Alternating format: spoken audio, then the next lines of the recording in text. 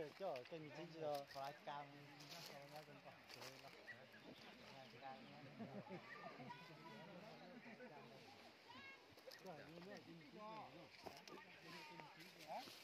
lên dạy lớp ở trên này, lớp ở Phương là lớp trưởng cái gì?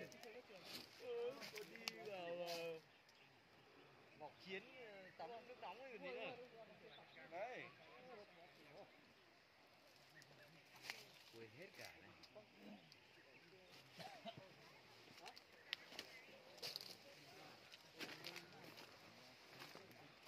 Đang nghỉ ở nhà, nghỉ Cường Hạnh ấy. Chị dâu của nhà Phương hôm lên Phương đặt mà. Đặt cho nhà nghỉ đấy mà. Vẫn còn đang hẹn là thôi cho nghỉ giao lưu một bữa đi mà lịch cứ căng đét đây này.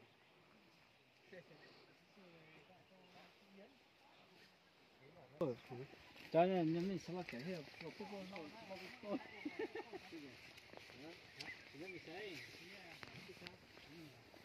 đó là giờ nó sao cái là cái con cái một có thể cái vấn đề cái này nó này hả à từ này thì trường bàn tay chưa bàn tay ởฝั่งrồi cho bàn tay